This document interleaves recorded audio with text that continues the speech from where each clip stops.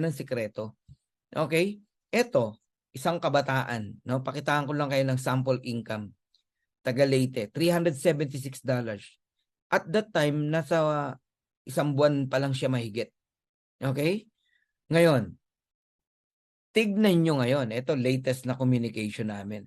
Sabi ko sa kanya, congratulations sa team nyo. Nitong lumabas yung monthly income, no? Nung October. Okay? October 6. Sabi niya, maraming salamat po. Grabe po, nakakalula, coach. Monthly income never bumaba. Nakita nyo? Ang monthly hindi bumababa. Pataas. Sabi ko, simula pa lang yan.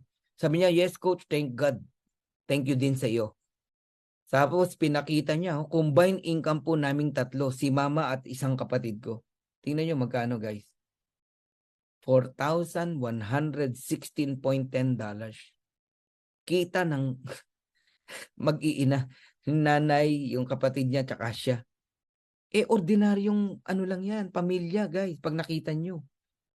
Sabi ko, praise God, ang laki. Yes, coach, nakakaiyak sa tuwa. Nagpakita yung angels number, 10-10, no? Grabe, no? And, alam nyo po, yung video niya, ayan, pinapalit niya yung income niya, okay?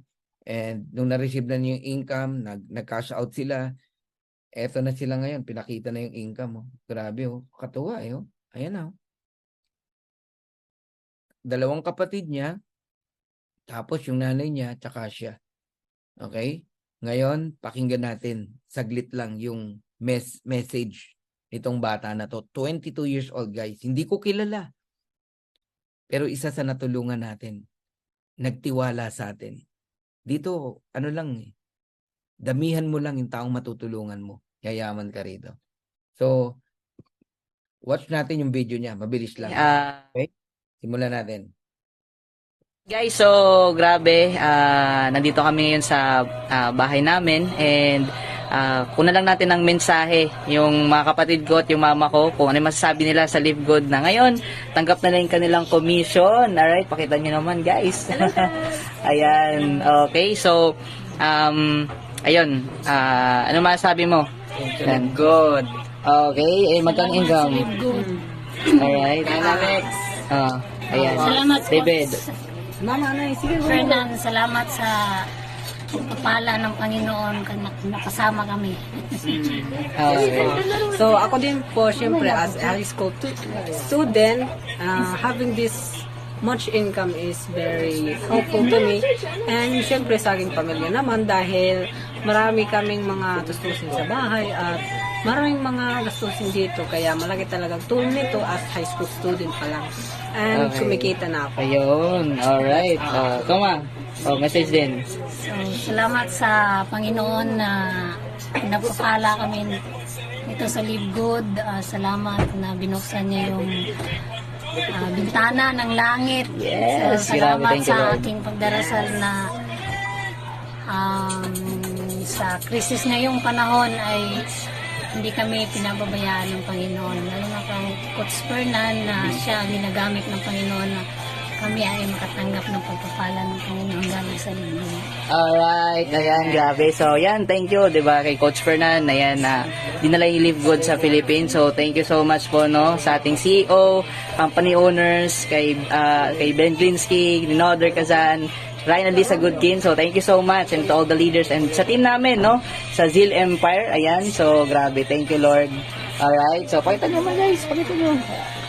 Grabe, no? Thank you. And above all, thank you, Lord, di ba, sa blessing dahil dinala tayo dito. Okay, yan lang. God bless. Grabe, no? Nakita nyo, di ba? Simply because naniwala sila, di ba? Nakita nyo naman yung itsura ng pamilya, di ba? Makikita mo, mababanaag mo, talagang ordinary family. Ngayon, ha? Pero in the coming 2 years, 3 years, 4 years, 5 years, magkakagulatan tayo.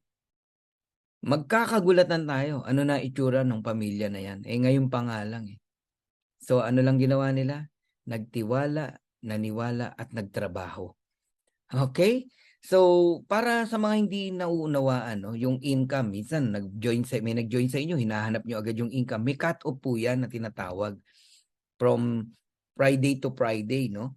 Friday 3 p.m. cut-off eh. So lahat ng after the cut-off, lahat ng magjo-join hanggang sa next Friday 3 p.m.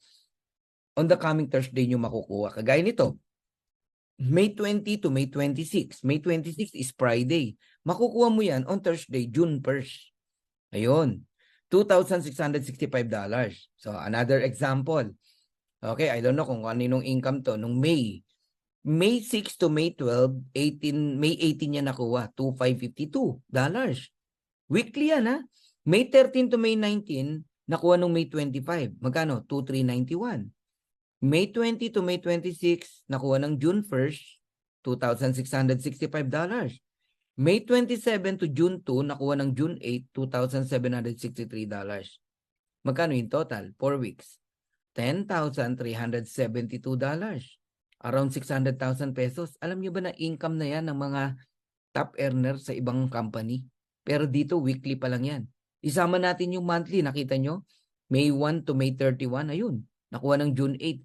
$15,527.48. So pag inad mo yan, around $26,000. Aba, kayo na mag-compute kung magkano yan. May pa yan ha. E paano kaya yung June? Magkano na? July, August, September, October. Magkano na kaya income ng tao na yan? Grabe, di ba?